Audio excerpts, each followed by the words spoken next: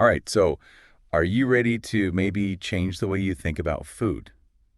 Maybe even change the way you think about your body. Oh, I like that. Today we're going deep on Always Hungry. Okay. It's a book by David Ludwig, and it kind of like turns all that conventional weight loss wisdom on its head. Yeah. And lucky for us, we're working with a summary Right. from the Quick Read channel on YouTube. Yeah. So we're getting like all the good stuff, Yeah. all the juicy takeaways without having to actually, sit down and read the whole book. I love that. Yep. So this book is pretty revolutionary, because it tackles all those ideas about weight loss that we've had like drilled into us for years. That you eat less, move more. Yeah, calories in, calories out. Yeah, the fat gene. The idea that if you just exercise more, you'll automatically lose weight. Like it's just that simple. Always hungry. Yeah. Throws all that out the window. Yeah, that eat less, move more thing. Yeah. So what? So ingrained. Yeah, it's like we've heard it forever. Yeah. So if that's not it, then where do we even begin? Right. Yeah. Well, it starts with understanding that just focusing on calories Okay. can actually be counterproductive. Oh, really? Yeah, it's not just about the number on the label. It's about like what those calories are made of Okay. and how they actually like interact with your body. So it's like 200 calories of French fries Exactly. from McDonald's is not the same as like 200 calories of almonds, Exactly. even though the numbers match. Right. That's crazy. It is crazy. I mean, who doesn't love French fries? Oh my gosh, I know. But I guess I can see how Right. maybe those aren't like the best fuel. The book really dives into this concept of nutrient density, Okay. which is basically like the amount of good stuff you're getting packed into each calorie. So like nutrients Yes, per calorie. exactly. Yeah. So those fries might give you like a quick burst of energy, Yeah. but they're really lacking in all the vitamins, the minerals. The fiber that your body needs. To actually like thrive. Exactly. Gotcha.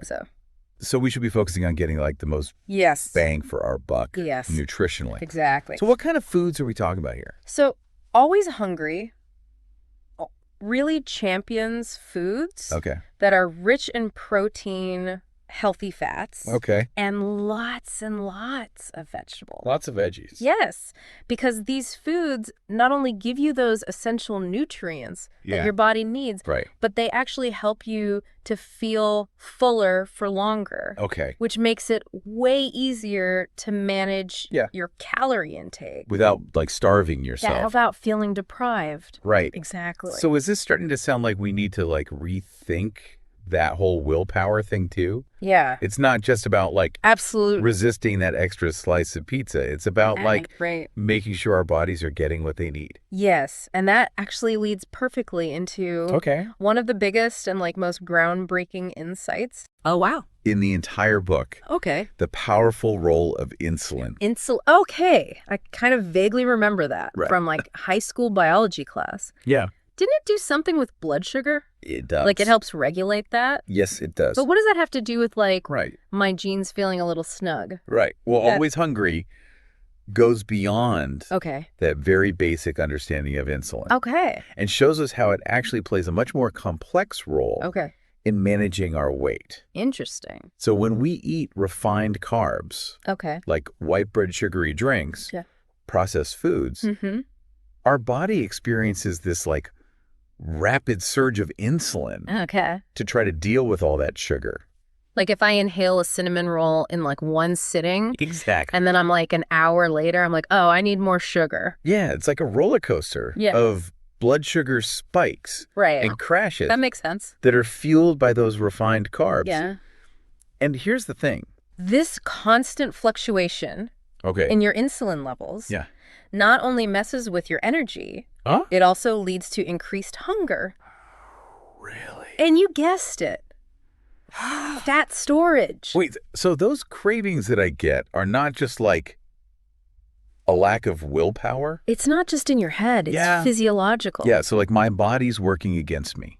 Your body is working against you. That's crazy. I know, this is like blowing my mind a little. It's pretty powerful. It is. When you start to actually understand the science behind it. Exactly. Yeah. We start to see that our food choices aren't just about good or bad. Right. It's about how they impact our hormones and ultimately our health. Okay, so we've busted that myth about calories. Yes. And we're starting to see how important this insulin thing is. But this book goes even deeper, right? It does. There's something about the immune system. This is where it gets really intriguing. Oh. Always Hungry reveals this unexpected connection between carrying extra weight and chronic inflammation. Inflammation, okay. Which is basically your immune system. So it's like my body is constantly fighting a battle. Yes. Even when there's no enemy. Yes. Exactly. Kind of like having a paper cut that never heals. That's a perfect analogy. Right. And that chronic inflammation is linked to all sorts of health problems. From insulin resistance, which we've already talked about, to an increased risk of serious diseases. So addressing our weight is not just about it's not just about fitting into your identity. Right. It's about taking care of ourselves. Our whole selves. Exactly. Wow. Okay, so we've uncovered some serious misconceptions about how our bodies work. Yes. And we're starting to see just how important our food choices are. Food is medicine. But I'm guessing Always Hungry doesn't just point out the problems. No. It offers some solutions too, right? Well, absolutely. It gives us a practical roadmap for making healthier choices. Nice. Starting with shifting our mindset. Okay. It's all about rediscovering the joy of eating foods that nourish our bodies. And what exactly are these like magical foods we should be eating? Well, the book suggests aiming for a balance of roughly 50% healthy fats, 25% carbs, and 25% protein. 50% fats. That's a lot of fat. Now, when it comes to carbs, it's all about quality over quantity. So think like fiber-rich vegetables, whole grains, and fruits. So ditch the white bread and reach for the quinoa. Exactly. Okay, but this still sounds like a lot of work. Does it? Yeah, I'm picturing like endless hours in the kitchen. No.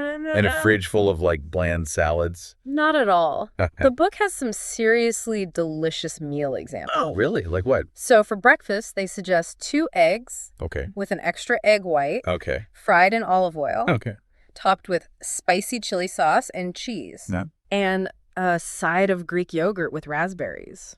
Okay, that actually sounds really good. Right. Yeah. It's not deprivation at all. Yeah, this is making me feel like I could actually do this. See, it's about finding that sweet spot where healthy choices are also enjoyable. Right, and satisfying. Exactly. But let's be real, life gets busy. It does. How do we put this into practice without, becoming a gourmet chef or spending all our time meal prepping? Well, that's where smart shopping and planning come in. Okay. The book offers these really practical tips, like stocking your kitchen with pre-cut veggies, healthy snacks, lean protein sources. Okay. It's about making healthy choices easy, convenient and accessible. So no more like impulse buys in the checkout aisle. Try to avoid those. Yeah, it's all about being prepared. Exactly. And there's another great tip. For those moments when those cravings strike. Right. And you're like reaching for that bag of chips. Right. Create a list of all the reasons why you're choosing this healthier lifestyle. Oh, that's good. Keep it somewhere you can see it. Okay. On your fridge. Yeah. Your mirror. Okay. Even your phone's lock screen. So it's like my own little pep talk. Exactly. Rather need it. It's a reminder of your why. Right. It helps you to stay focused on your goals and make choices that align with your values. I love that. Okay, so we've busted some major myths. We have. About calories and willpower. Yes. We've learned about this surprising role of insulin. And we've gotten some great tips for making healthy choices easier. Yes. But there's one more thing I'm dying to know more about. What's that? This whole concept of retraining our fat cells. Oh, yeah. It sounds almost too good to be true. I know. It's fascinating. Yeah. Retraining my fat cells, it sounds like something out of a sci-fi movie. Like, are we giving our fat cells a personal trainer? It's not quite that dramatic. Okay. But it is based on some pretty fascinating science. Okay. So the idea is that after a period of cutting back on those refined carbs and letting your insulin levels kind of stabilize, you can actually gradually reintroduce healthy carbs back into your diet. So it's not about like banishing carbs forever. No, not at all. It's more about teaching our bodies to handle them better. Precisely. It's like hitting the reset button on your metabolism. Reset button. I like that. So when your body becomes more insulin sensitive, it means that your cells are better at using glucose for energy, which can lead to more stable blood sugar and less fat storage. I'm starting to see how this all ties together. Good. But how do we actually retrain those stubborn little fat cells? Right. Wow. Do we need like special equipment or a secret code? The book suggests kind of a gradual approach, starting with small amounts of healthy carbs. Like whole grains, certain starchy vegetables, and some fruits. And as you do this, you really want to pay close attention to how your body responds. So like your energy levels, your hunger cues, any cravings you might be experiencing. So it's like becoming a detective of our own bodies. You got it. Looking for those clues. What's working, what's not. And the book really emphasizes that this is a personalized process. So what works for one person might not work for another. Makes sense. So it's all about tuning into your own body's unique signals and adjusting accordingly. So there's no like one-size-fits-all approach. No, definitely not. Which is kind of refreshing. It is. Yeah, while we're on the topic of like retraining our bodies, what about exercise? Oh, good question. I know the book challenges that idea that like exercise alone is the key to weight loss. It's not the magic bullet. Right. But it still plays a role, right? It definitely does. So Always Hungry actually highlights that physical activity can help to boost your insulin sensitivity. Oh, wow. So when you move your body, you're actually helping your muscles use glucose more efficiently, which in turn can help to regulate your blood sugar and improve your overall metabolic health. So hitting the gym isn't just about burning calories. It's not. It's like making our bodies work better. Exactly. On a deeper level. Yes. And it doesn't have to be anything crazy intense. No, not at all. Okay. The book really encourages people to find activities that you actually enjoy, that you can stick with long term. Yeah, because if you don't like it, you're not going to do it. Exactly. Right. So even moderate activities like brisk walking, dancing, swimming can have a really positive impact. Okay, I love that. Yeah. So it's like finding that balance between nourishing our bodies with the right foods, moving our bodies in ways that feel good. Right. And like paying attention to those internal cues. The mind-body connection. Yeah. And speaking of paying attention. Yes. I'm really intrigued by the book's emphasis on mindful eating. Yeah. It's something I've heard about, but I'm curious how Always Hungry approaches it. Well, the book really frames mindful eating as a way to reconnect with the sensory experience of eating. So it's about slowing down, savoring each bite, and truly noticing the flavors, the textures, the aromas of your food. So no more like scrolling through my phone while I'm eating lunch. That's the idea. At my desk. Right. When we eat mindfully, we're much more likely to recognize our body's signals of fullness and satisfaction, which can help to prevent overeating. And those feelings of being overly stuffed. It's like giving our digestive system a chance to like catch up. Exactly. With our brains. Yes. And it's not just about fullness cues. It's about rediscovering the pleasure of eating. When we actually pay attention to our food, we appreciate it more and we enjoy it more fully. That makes a lot of sense. Yeah. It's transforming eating from like a mindless habit into a more like conscious and pleasurable experience. Exactly. Okay. But I know a lot of people, myself included, struggle with emotional eating. Oh, yeah, that's a big one. So how does mindful eating like fit into that? So mindful eating can actually be a really powerful tool for managing emotional eating. Okay. How so? So when you start to pay attention to your body's physical hunger cues, you become more aware of when you're eating because you're truly hungry versus when you're reaching for food to cope with stress, boredom. Right. All those other emotions. All the feelings. So it's about bringing awareness to those patterns and making more intentional choices. Okay. This all sounds great in theory. But what about when you're faced with like a table full of tempting treats? Oh, yeah. Like at a party or a family gathering. I know, those are tough situations. Yeah, it's like all your best intentions just fly out the window. They do. And you're faced with like a plate of freshly baked cookies. I know it's a challenge. But Always Hungry has some good advice for those situations. One of the simplest but most effective things is to just plan ahead. So think about the challenges you might face and like come up with a game plan. So if I know I'm going to a party. Exactly. And there's going to be a lot of like really delicious food. Yeah. That's probably not the healthiest. Right. I should eat a healthy meal before I go. Exactly. So I'm not like starving when I get there. That way you're less likely to just make impulsive choices. Yeah, just based on pure hunger. Right. And even if you do, find yourself surrounded by all those tempting treats. Yeah. What do I do then? Try practicing mindful indulgence. A mindful indulgence. Okay. Yeah. So choose a small portion of something you really enjoy. Savor each bite. Really appreciate the experience. That makes sense. Yeah. So it's not about like depriving myself. No. It's about like making a conscious choice. Exactly. And being present. Being present in the moment. Yeah. Okay. And remember that list. Yes. Of reasons. Keep it handy. Yeah. And refer to it. If I need a little motivation.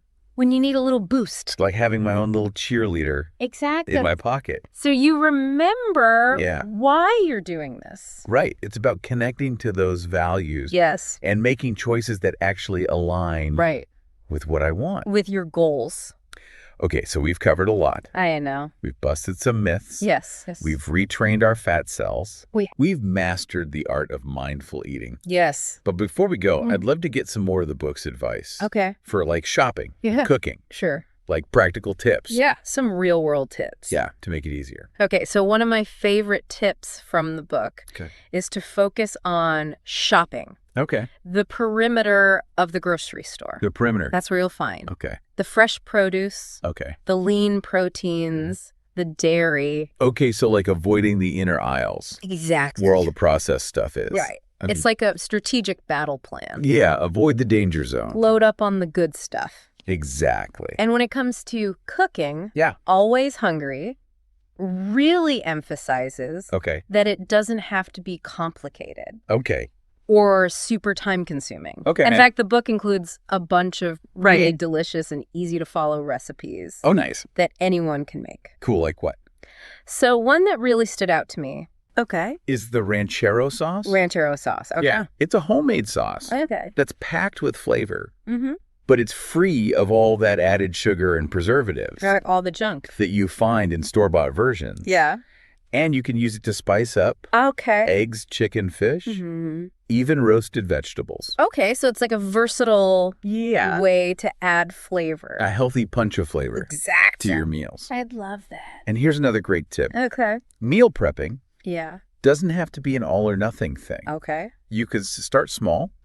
Maybe prepping 1 or 2 meals for the week and gradually increase it as you get more comfortable. That takes the pressure off. Right. And it doesn't have to be fancy. No. Think about batch cooking. Like quinoa, roasted veggies, grilled chicken, things you can easily add to different meals throughout the week. Okay, those are great ideas. Yeah. It sounds like Always Hungry is all about making sustainable changes. That fit into like our real lives. Not just some strict, unsustainable diet. It's a lifestyle. Yeah, your lifestyle. It's about embracing a lifestyle that nourishes us both physically and mentally and allows us to live our lives to the fullest. Well, this has been an incredible deep dive. It has. We've learned so much about like challenging conventional wisdom, understanding insulin's role, and like embracing a more mindful approach to food. It's been great exploring these concepts with you. Yeah, and for you listening, we hope this deep dive has given you some food for thought. I love it. Pun intended. Of course. And if you're feeling inspired to make even a small change, any change in your own life, just remember that every step counts. That's right. Whether it's swapping out those refined carbs for more nutrient-dense options, incorporating some mindful eating practices, or just taking a moment to appreciate the food that's on your plate. I love that. Every choice that you make is a step towards a healthier, happier you. Absolutely.